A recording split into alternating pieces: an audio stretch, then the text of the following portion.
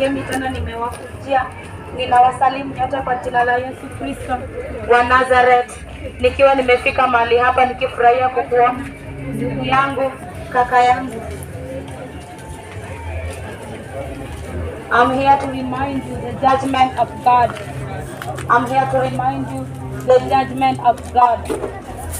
The judgment that is coming upon the earth.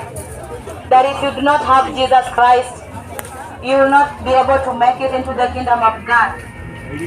And before I continue, let me just welcome the Holy Spirit. Allow the Holy Spirit to use me as a vessel to speak to you, to preach to you whatever that the Lord wants you to hear, and not to say whatever that you want to hear. Because at the end of the day, if you die, your soul, there is death. After you die, in the book of Hebrews, after death, it is judgment. So allow me to pray. Baba, katika jina la Yesu Kristo Nazareth, ninakushukuru nikisema ni asante, nikizitubu dhambi zangu na za kila mmoja mmoja, nikiomba damu yako ikafunike kila mmoja mmoja mahali hapa, katika jina la Yesu Kristo Nazareth. Baba, ninakaribisha Roho wako Mtakatifu, katumie kinywa changu, tumia nafsi yangu, tumia mwili wangu, tumia kila kitu. Baba, ninajitoa kama dhabihu kwa watu wako, ili wakaweze kusikia neno lako, ili siku ya mwisho wasiweze kuangamia. Baba, ninakaribisha malaika wa evangelism wakanitie nguvu, ili watu wako watakaposikia neno, ibilisi asiweze kung'oa neno ndani ya mioyo yao, katika jina la Yesu. Nikiomba mapenzi yako yakatimie, katika jina la Yesu Kristo Nazareth, naomba na kuamini. Amen. You will wonder why my spirit is grieving. It is grieving because the Holy Spirit is grieving because anakuonea huruma. Anakuonea huruma siku ambayo ukiwa katika dhambi zako, ni wapi utaenda? Saa hii manabii na mitume na watumishi wa kwanza wamefungua makanisa kwa sababu ya nafsi zao, ya tumbo zao wao wenyewe. They are not warning you. They are not warning you about the judgment of God. They are not telling you to repent. They don't care about your son anymore. They don't care about you. They only tell you, invest. Right now, wanafundisha mafundisho ya kunawiri katika biashara. What shall profit you if you die in your sins? What shall profit you if you die in fornication, in adultery, in drunkenness? Many drunkard men, mabasi kwa kila mahali, many places, watu wanafungua basi. But they don't know that that is going to cost their souls. And they are quoting scriptures, lying to you, telling you that God, Yesu alibadilisha maji kuwa wine. Why should you listen to such preaching? Why should you even be a fool to listen to such preaching? The Bible already tells you that no drunkard shall enter into the kingdom of God. No drunkard shall enter into the kingdom of God. No fornicator, no adulterer shall enter into the kingdom of God. If you die right now in your sins that you will not confess Jesus, you will not make it into the kingdom of God. I'm sorry to say this. I'm not here to condemn you. I'm here to remind you the judgment of God. You as a young lady, a young man, you are living in fornication. You are living with a man that is not married to you. Repent. Repent. Leave alone that woman, that man that is not married to you. You have married a second wife. Repent. They tell you, sahi watumishi ambao wanalala makaburini, they tell you that wanabariki ndoa za pili za tatu. They say God doesn't care. That it doesn't matter. It matters. It matters a lot. Biblia inasema if a man looks at a woman lustfully, he commits adultery. What shall happen to you, woman, that causes that man to fall into adultery? You women that are walking naked, that are wearing trousers, that are wearing like worldly people, mnavaa kikahaba.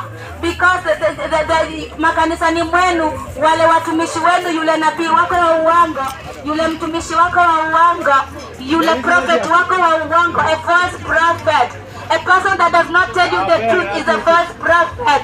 It doesn't matter what he tells you. It doesn't matter how many prophecy that is coming from him. It doesn't matter ni unabii ngapi. It doesn't matter ni what we call it, miujiza that you people like. Hata sahi uko na mafuta ya upako, uko na t-shirt ya upako, uko na vitu vya upako ambao umepata kwa nabii wa uongo. I'm here to remind you, hizo ni viambatanisho vile kukufanya uende jehanamu. And I will also remind you one thing, that prosperity message, it is to prepare you woman, you man, you young man, also you children, to go to hell, because they are not warning you. It is a message that does not warn you. They don't warn you anymore. Message of prosperity, it is to prepare you to go to hell. That's why kama uko katika kanisa ambayo mtumishi wa Mungu anahubiri tu mafanikio, anakuhubiria mafanikio kuanzia January to December, is never warning you of your adornment, is never warning you of kukaa kama kahaba, is never warning you of your drunkenness, is never warning you of your sins, and you go in the church and you get out of the church so happy, and you say that I'm a Christian and I'm making it to heaven. No carnal Christian shall make it into heaven. No carnal Christian shall enter into the kingdom of God. You do not conduct a prayer life. You don't have a constant relationship with the Lord Jesus. You don't read your Bible. First of all, you will not even confess Him to be a Savior. You will not make it. But the Bible says, kwamba hatamani yeyote apotee, bali anatamani kila mmoja akaweze kuifikia toba. Anatamani kila mmoja akaweze kuifikia toba.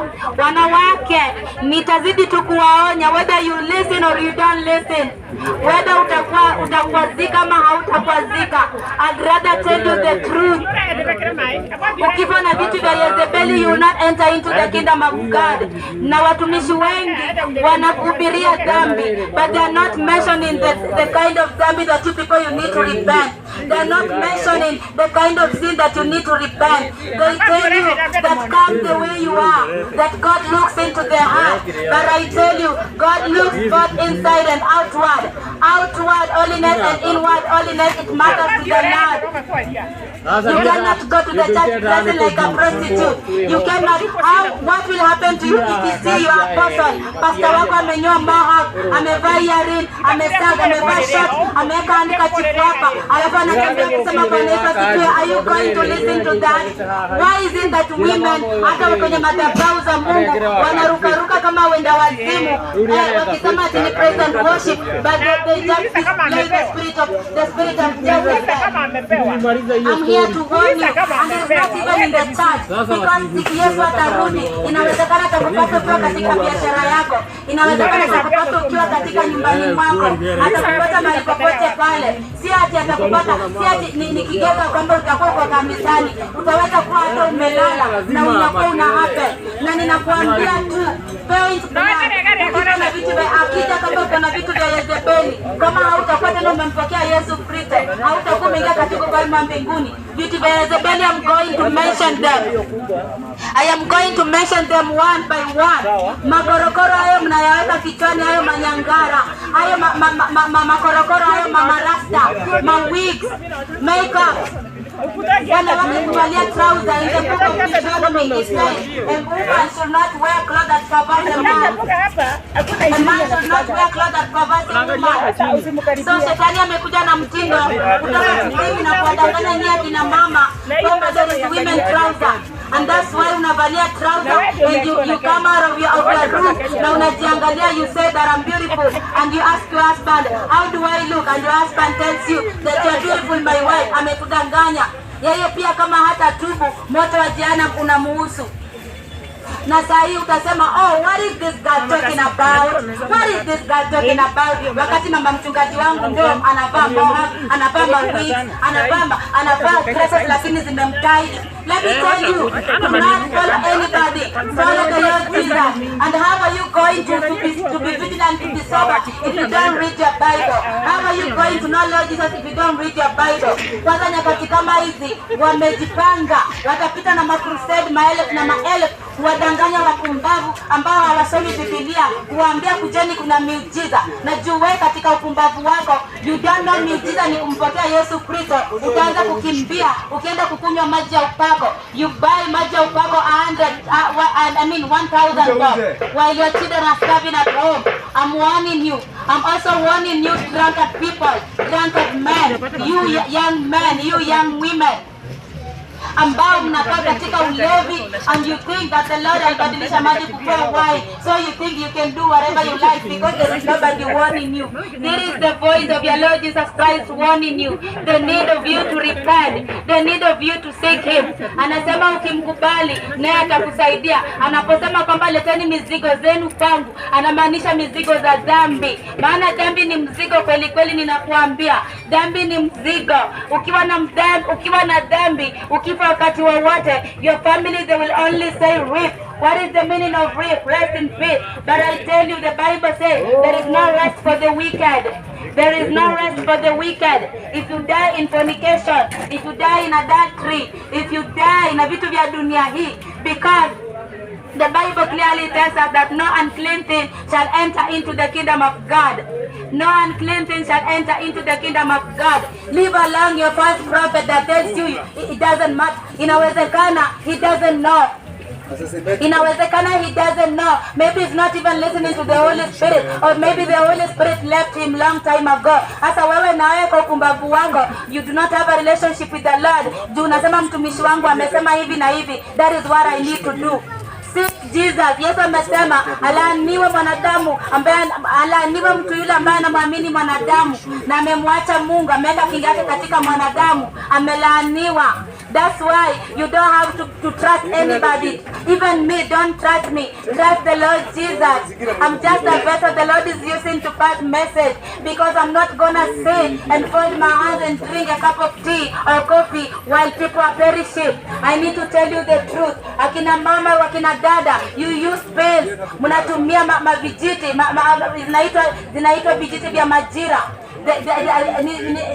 You even women that are married, you know it. You use it in your marriages. You prevent. Una prevent ati unasema tunafunga uzazi. I'm telling you, ukifa na hizo vijiti, you will not make it to heaven. Ukifa na maslipent na hizo mapills, you will not make it to heaven. Let me tell you, the people who say that, oh, you need to be calm, you need to be very nice to these people. Waambie tu pole pole kidogo kidogo. Why should I tell you kidogo kidogo when I don't know if you're going to make it tomorrow? You may die tonight. You may die tomorrow. Bible has not promised you about tomorrow. The Bible has not promised you about next year. It says that repentance is now. Repentance is now. If you don't repent now, if you die in your sins, you'll be gnashing your teeth. Utakuwa na kusaga meno. Even the Bible clearly tells us, mpumbavu ni yule mtu ambaye anaamini hakuna Mungu. If the Buddhists, they worship their own idols. Muslims, they worship their own idols. All these other generations zingine, they have been even to Europe countries, they worship their demons, they worship their gods and goddesses. Why you ambao ni mjinga mpumbavu, usiamini kwamba Yesu yupo. Umwamini kwamba Yesu yupo. Usizubalie katika biashara yako, your biashara, your marriage, your wife. Other people, they even say that I have a girlfriend. Let me tell you, girlfriend and boyfriend is not a godly relationship, because that is fornicating. If you're not ready for marriage, you as a woman, you as a man, stop fornicating. Stop fornicating. Repent. Repent. If you want the Lord to bless you even with a good man or with a good wife, you need to repent and stop fornicating.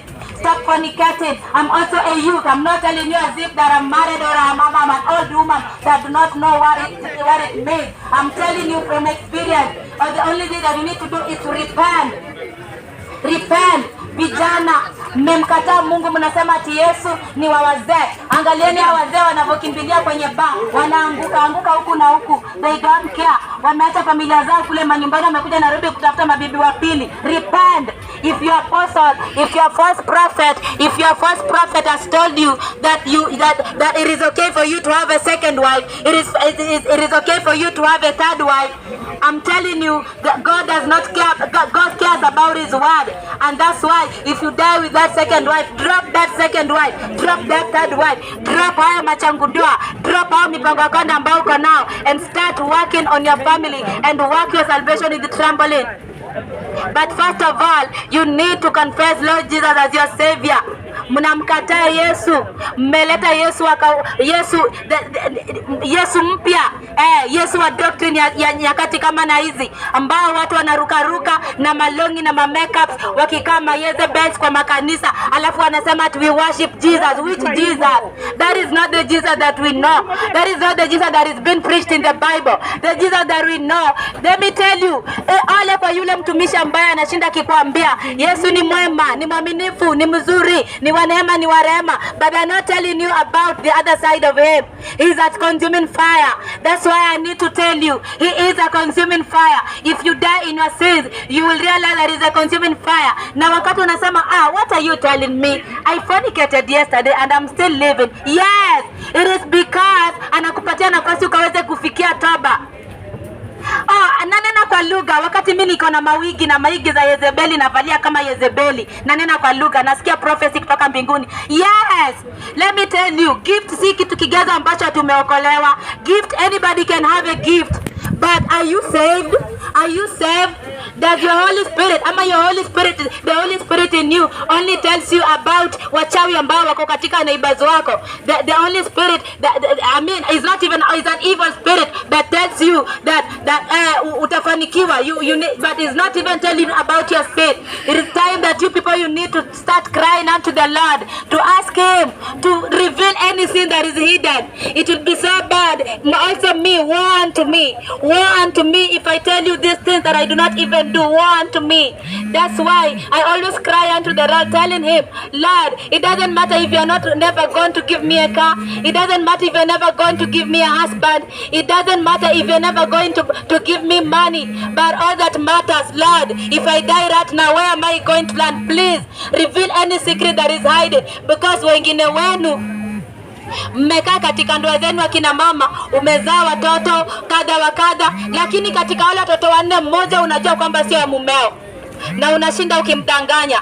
But I will tell you, restitute your mistakes. Tell your husband, I cheated on you, I lied on you. Pesa zako kwa mfuko ninafuanga nguo, nikitoa 200 nikikuibia, I repent. Mwambie mume wangu, ninakuomba niachie hiyo 200 nitumie, lakini usitumie uibe na useme ati it doesn't matter, nikipika hii chakula si atakulia kwenye mchuzi. Ninakuambia ni heri restitute. God cares about everything. He cares about His word. Leave along those people that say that God doesn't care, that He doesn't care. You don't know which kind of God that we are serving. He's a merciful God. Ameishika hasira yake ili siku ya mwisho, kama utakuwa umemkataa, hakika ndio utajua yeye ni nani. But I'm not here to condemn you.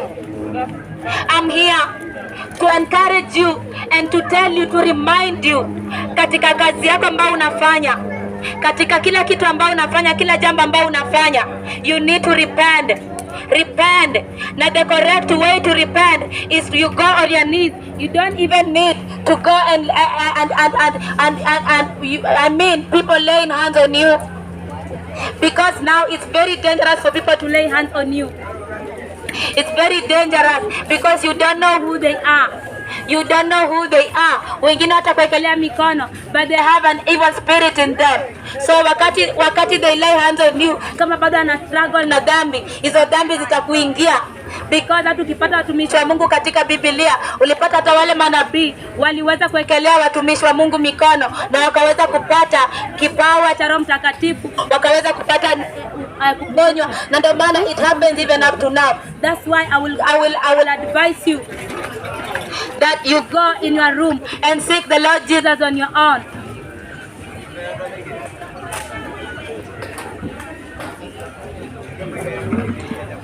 Munafaa kutubu, uende utubu wewe mwenyewe. Utubu katika nyumba yako. Umkiri Yesu Kristo mwenyewe katika maisha yako.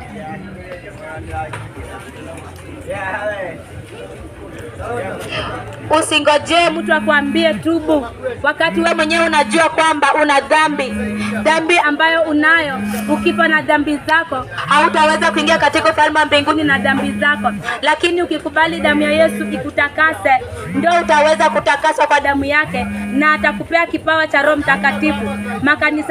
Makanisa mengi yanamkataa Roho Mtakatifu. Mnamkataa Roho Mtakatifu, mnabariki maji, mnahubiri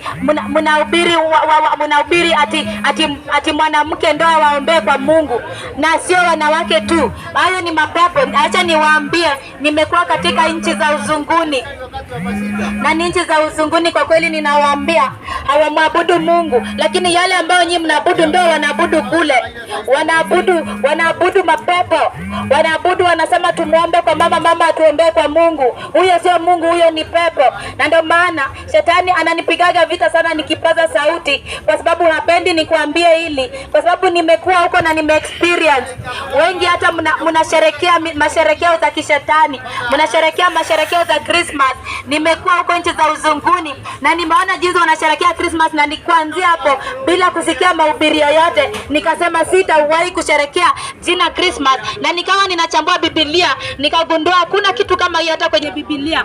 Wakati unasherekea masherekeo kama hayo ya kipagani, unajiungamanisha na madhabahu za kishetani, na unakuwa ni kama unamwabudu shetani.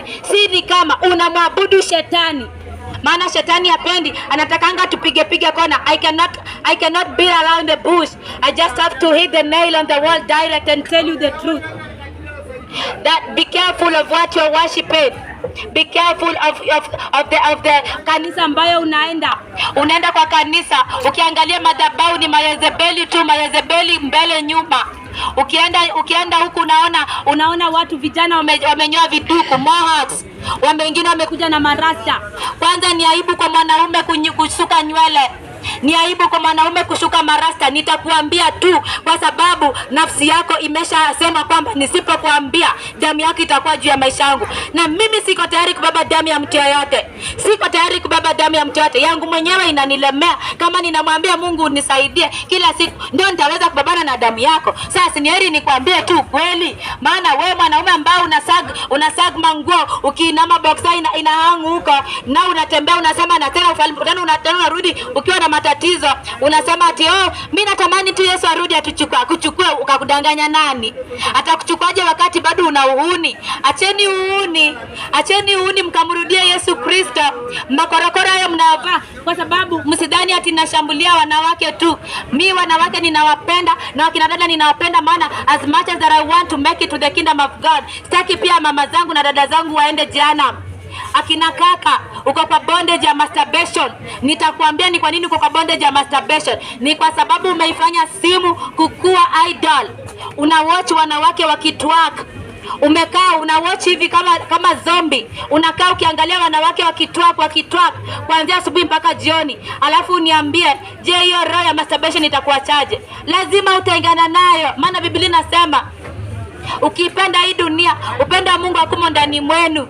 Now you cannot serve two masters. Uwezi ukawatumikia mabwana wawili. Uwezi ukamtumikia Mungu na mali. Uwezi ukamtumikia Mungu na shetani. Na wacha nikuambie, kila ambacho kinamtukuza akimtukuzi Mungu, chochote kile, ziwe ni nyimbo kwenye nyumba zako, unaweka nyimbo za kina Diamond, unaweka nyimbo za kina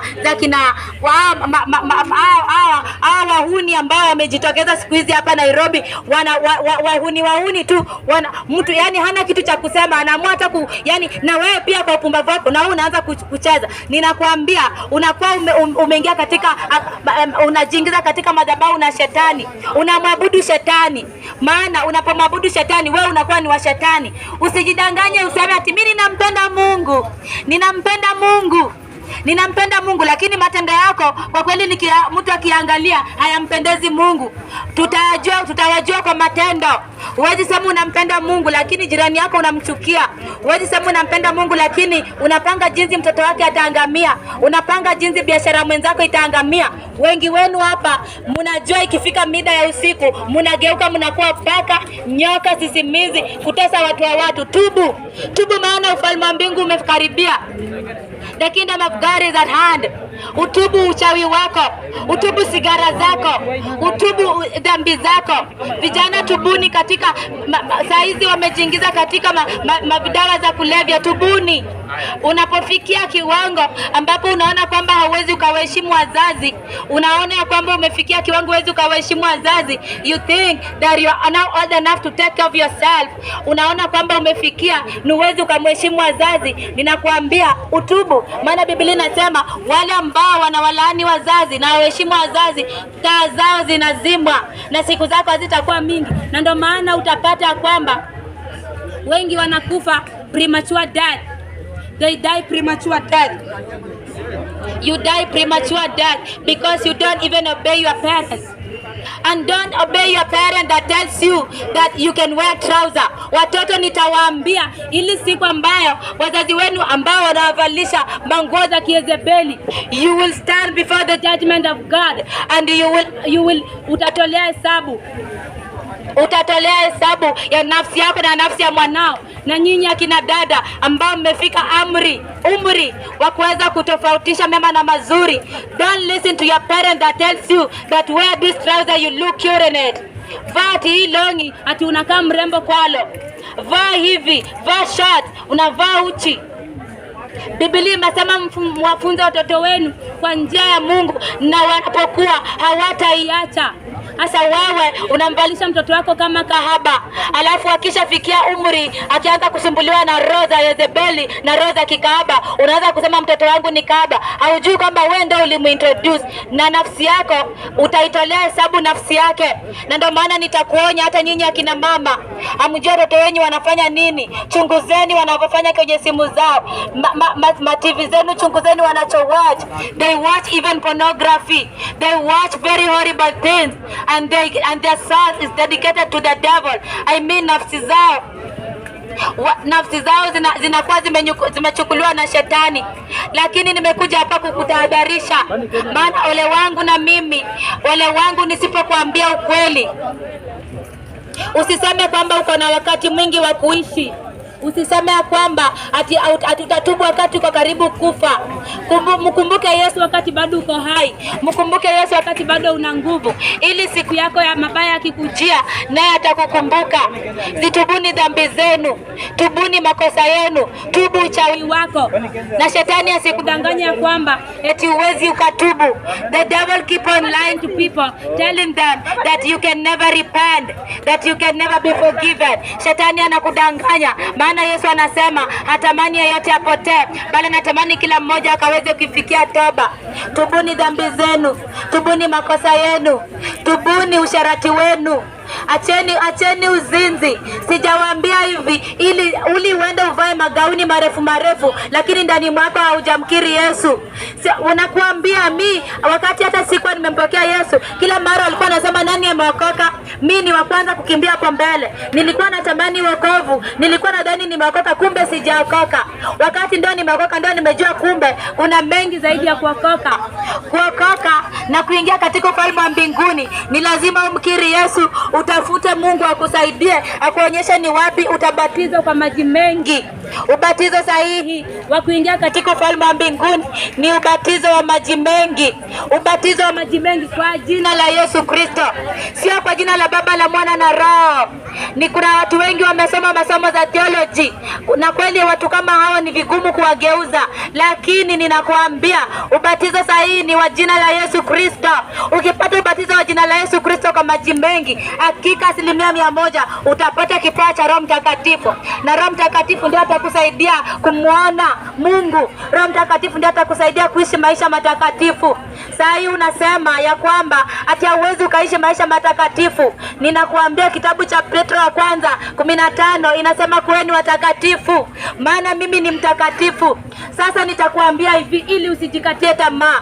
Wakati unakuwa katika uzinzi na unang'ang'ana kuacha uzinzi na unataka kumtumainia Mungu akusaidie na unapambana unaacha kwa usaidizi wa Roho Mtakatifu, unapojigundua kwamba hiyo roho imekuacha, unaanza kukamilika, ndio utakatifu. Haimaanishi kwamba eti utakuwa kama angel, no. Hatujakamilishwa, bado tuko hapa duniani, bado tuna mapungufu, lakini siku Yesu atakuja atatukamilisha.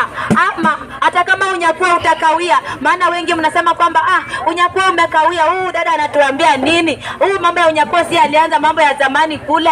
Mbona Yesu huyu ambaye mnamhubiri anasubiria hata unajua akija, inawezekana wewe hautaweza, inawezekana sita make it. That's why anazidi kutuvumilia ili tuweze kufikiria wokovu. Na ndio maana napojaribu kung'ang'ana katika wokovu, na mimi ninasema acha niende nikapaze sauti, maana ndio mzigo ambao ninao mzigo kwamba siwezi nikafurahia maisha, jinsi wewe unafurahia, siwezi nikacheka jinsi wewe unacheka, siwezi enjoy the way you people are enjoying. It is a burden, and that's why I always ask the Lord anipe roho wake that I will understand how he understand, because he doesn't want you to go to hell. He doesn't want you to go to hell, because hell is real and heaven is real as well. But if you die in your sins, you will stand and you will realize that you're standing before a terrible God. Utagundua kwamba unasimama katika Mungu ambaye sijui ni kuambiaje. That's why the Spirit of God is upon me, grieving for your soul, grieving for the soul of your brothers, and reminding you women that you may be saved. Unaweza kuwa kweli umeokoka, umempokea Roho Mtakatifu, lakini uko na makorokoro ya Yezebeli. Ni kwa sababu sitakulaumu, ni kwa sababu mtumishi wako hajui. Lakini ama inawezekana umesoma maandiko na umeitafsiri kwa jinsi yao wao wenyewe kwa manufaa yao. But I tell you, if you die na vitu vya Yezebeli, nitarudia tena na tena until I die. Nitarudia tena na tena until I get out of Nairobi.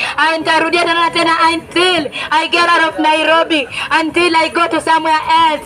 Because I don't want your son. I don't want you to go to hell. The Lord does not want you to go to hell. Anataka utubu, uzitubia dhambi zako. Mbona ufe na mahereni kwenye masikio yako? Mbona ufe na makucha kwenye miguu zako? Mbona ufe na necklaces kwenye shingo zako? Na utaona watumishi wengine wako na hadi misalaba. Wale watumishi ambao wako na misalaba kwenye shingo zao, kuweni makini nao, maana hawamtumiki Mungu aliye hai. Wale ambao wana misalaba, wako na misalaba, marozari za misalaba, be very careful with them.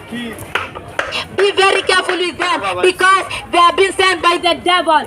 They have been sent by the devil to cast a soul to hell.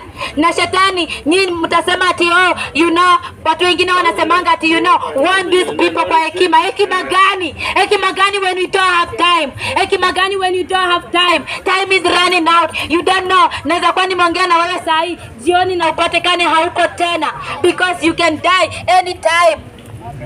You can die anytime. That's why lazima nikuonye, na lazima pia mimi ninapata maonyo kutokana na matumishi wa Mungu. Pia mimi ninapata maonyo, na nikisema neno ninapata maonyo. So why should I not warn you? Wakati Mungu ameniambia nikuja nipaze sauti, nikuonye wewe mwanadamu. Utubu mwanadamu, utubu dhambi zako, utubu, mrudie Yesu. Bila Yesu hautaweza kuingia katika ufalme wa mbinguni. Hata mkienda makaburini na kufanya ibada na manguo meusi, hamtaweza kuingia katika ufalme wa mbinguni kama hauna Yesu. Yule mtu alikuwa ni mzinzi, yule mtu alikuwa ni mlevi, alafu amekufa katika ulevi, alafu na nyinyi mnaingia katika, mnaenda mnafanya ibada kwa upumbavu, mnasema ati Yesu amemtwaa, na mmejua amekufa katika ulevi. Mimi nikiwa mahali hapo nitakuonya na nikwambie, ukifa kama yeye hautaingia katika ufalme wa mbinguni.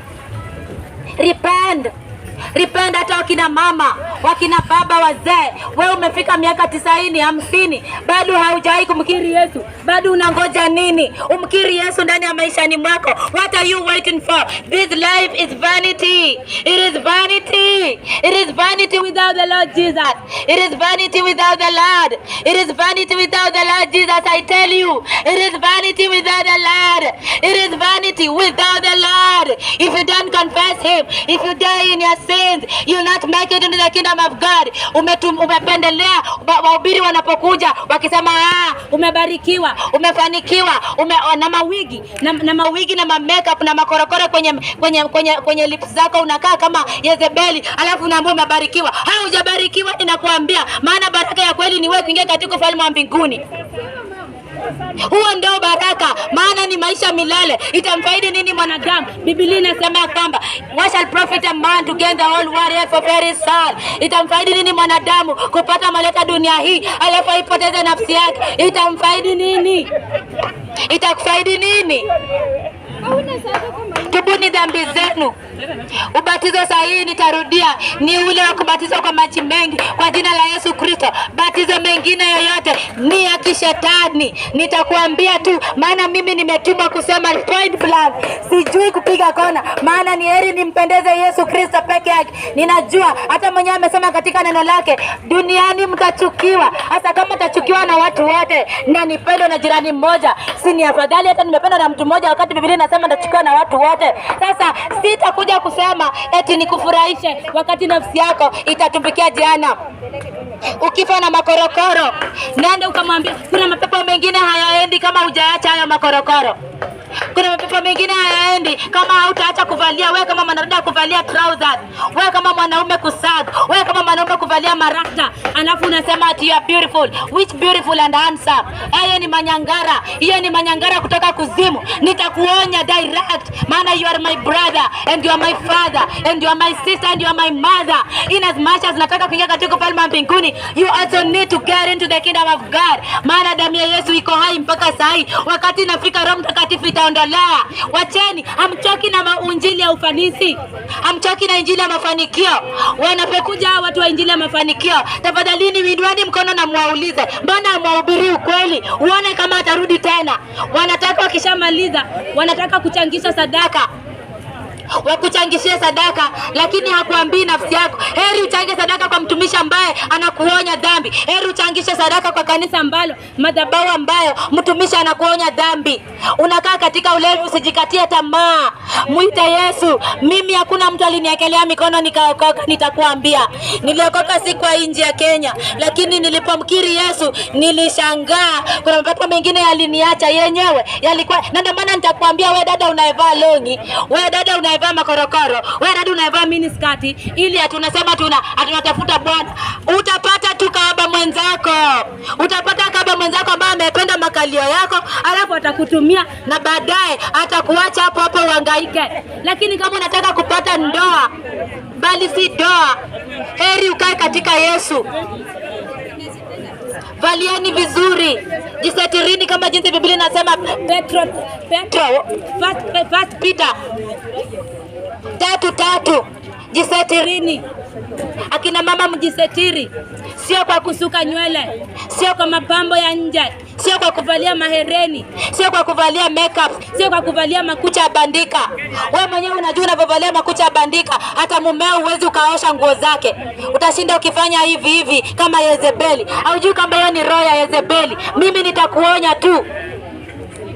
Nitakuonya, maana siku ya mwisho usije ukaangamia, maana unaweza ukakufa wakati wowote ule. Inawezekana ni leo, ni kesho. Ili ukifa siku kama ya leo, uwe umezitubu dhambi zako, na ukitubu dhambi zako, Yesu atakuongezea maisha. Mkiri Yesu kama bado wakati unapatikana. Kuweni makini na manabii wa uongo ambao wanajitwalia utukufu, wakiweka makapet, wakiweka vitu gani, wakitoa miujiza. Kuweni makini nao, usikimbie katika crusade zao. Nitakuonya tu kama dada yako, kama mtoto wako, kama ndugu yako, usikimbililie huko, because shetani anatafuta kafara. Na hiyo siku ambayo mnasema ati siku ya Christmas ndio siku wanaadhimisha kazi zao, ndio siku wanakunywa damu zao. Na ndio maana nitapaza sauti na kukuambia wewe usikie, maana Biblia inasema pazeni sauti, pigeni kelele. Pigeni kelele, nitapiga kelele, maana kuna nafsi moja mbili ambayo Mungu amedhamiria iokolewe siku ya leo. Kama umesikia hii sauti, naomba tu uombe na niombe ili Yesu Kristo awe pamoja nawe wakati you seek him. that you ask him, Lord, help me, deliver me from my sins. Na umlilie Mungu. Kutubu maana yake ni kulia, to repent. Because in the book of 2 Chronicles 7:14 it says, if my people that are called by my name shall humble themselves and repent and turn away from their evil deeds, then shall I hear from heaven, I shall forgive their sins, I shall not remember their sins anymore. Unaona, Yesu ni wa huruma. Wakati unageuka kutokana na dhambi zako, yuko tayari kukusamehea. Yuko tayari kukusamehea. Na nitakukumbusha tu tena, all one saved is not always saved. Useme ati niliokoka unamhubiria mzee, unamhubiria mama injili, anakwambia mimi niliokoka mwaka wa 2000. So uliokoka mwaka 2000, where are the fruits are you bearing? Je, nafsi ngapi umeleta kwa Mungu? Je, jirani yako je unamhubiria? Je, jirani yako ambaye unagombana naye, je umeenda kumomba msamaha? Muombe msamaha. Ishini kwa amani, ishini kwa upendo. Ole wangu mimi pia kama ninaishi kwa unafiki, maana kila kitu itawekwa wazi siku ya mwisho. And my prayer is that we all strive, because it is not easy. Wengine mnasema mnadhani wokovu ni kitu cha kawaida. It is not easy if you do not have the Holy Spirit. If you don't have the Holy Spirit, that means there are demons in you. That's why you just need to ask the Lord Jesus to fill you with His Holy Spirit. You be baptized in the Holy Spirit. Na wakati uko baptized na Holy Spirit, the demons zinaondoka. Because ukae ukijua wakati unavaa hayo makorokoro, shetani yako pamoja na wewe na uko na roho. Hata nikikuombea saa hii, pepo itacharuka na ianze kuongea. I'm telling you. That's why nitakuambia hayo makorokoro yaache. Niliacha pia na mimi. Repent. Hakuna haja uishi maisha 70. Mungu amekupea maisha 70, alafu katika uzee wako unakufa na malines za marasa kwa kichwa. Ni upumbavu. Acha nani na hayo mambo. Be natural. The Bible say amekuumba, you are fearfully and wonderfully made. You are fearfully and wonderfully made. Let Satan not lie to you. Shetani asikudanganye. Na kama unataka kumpokea Yesu Kristo, naomba tu uombe na mimi, na baada yake it is not enough. Uendelee kumtafuta Mungu na Mungu atakuonekania. Mungu anaonekania kila mmoja. Haonekani maprofet na manabii peke yao. Wewe pia mahali hapo huko, Mungu ako na nafasi ndani ya maisha yako, because you have a soul and that soul is precious to the Lord. That's why nitakwambia ukweli ili ukaweze kumtafuta Mungu mwenyewe. Sitakutuma kwa nabii, sitakutuma kwa mtume wala mchungaji. Kama mchungaji wako hakuhubiri injili kama na hii, toroka, kimbia. Maana nafsi yako ndo inawezekana ni agent, ni maagent, wengi ni maagent. Wengi ni maagent nimekutana nao, ninakuambia kweni makini na watu ambao wanasema umebarikiwa, umeinuliwa, umefanikiwa, ati receive, wanapuliza mahewa alafu mnaanguka chini. Kweni makini. Kweni makini na roho kama hizo, maana si kigezo kwamba zinatoka kwa Mungu. Biblia yenyewe imekuambia zijaribuni hizo roho. Maana shetani pia ako na huo uwezo wa kufanya miujiza, na anapenda kuact, anapenda kuigiza kama Mungu, anapenda kufanya miujiza kama ya Mungu, lakini miujiza shetani it costs your soul. That's why nitakwambia tu na nitarudia kusema, ubatizo wa ukweli ni ule wa maji mengi wa jina la Yesu Kristo wa Nazareth. Ubatizo wa misalaba, wa sijui mama bendera, sijui ulimwagiliwa maji, sijui ulipanda juu ya bendera, sijui ulifanya nini, sijui ulilala kwa madhabahu. Hakuna, hiyo ni ubatizo wa kishetani. Acha nirudie, ni ubatizo wa kishetani. Na ndio maana mimi ni kama chombo cha kupaza sauti. Ubatizo utakao kufanya uingie katika ufalme wa mbinguni ni wa maji mengi. Na wewe utaweza kujua dini yako inakupeleka wapi. Dini haitakupeleka mahali popote. Ni uhusiano wako wewe na Mungu. Kwa sababu hata dini wengine wana pretending ati wao wana pretend kanisani, wanaonekana kwamba ni wokovu sana katika kanisa, lakini wakifika manyumbani wanajibizana na waume zao. Wakifika manyumbani wanapiga waume zao, wanaume wanapiga wake zao, na wanajiita mashemasi. Mashemasi hiyo ni vitu gani kama hauna Yesu? Acha niombe na wewe ili Yesu Kristo aweze kukukumbuka na neno ambalo limepanda ndani mwako lisiweze kuibiwa na shetani. Baba, katika jina la Yesu Kristo wa Nazareth, ninakabidhi watu wako mikononi mwako. Wameisikia injili Yesu, watakapokuita Yesu Kristo uwaitikie, watakapozitubu dhambi zao, maana umesema wanapogeuka na wewe uko tayari kuwasamehea, uwasamehe Mtakatifu. Niking'oa kila mbegu ambayo adui atakuwa ameinua ili kuleta roho ya unbelief, ninang'oa hiyo roho katika jina la Yesu Kristo wa Nazareth. Nikiweka Roho wako Mtakatifu ukakuwa pamoja nao, hata katika nyumba zao, biashara zao, ndoa zao, ukawakumbuke Yesu Kristo wa Nazareth, ambapo siku ya mwisho wasiweze kuangamia, ili wakaweze kuingia katika ufalme wa mbinguni. Uwe pamoja nao Yesu Kristo, na ninawafunika wote na kila nguvu maroho za vilipizi ambazo zitainuka za kuwapiga kisasi, ninafunga zote kuzimu katika jina la Yesu Kristo wa Nazareti, na nikiachilia malaika watakatifu wakatembea pamoja nao katika jina la Yesu Kristo wa Nazareti. Naomba na kuamini. Amen.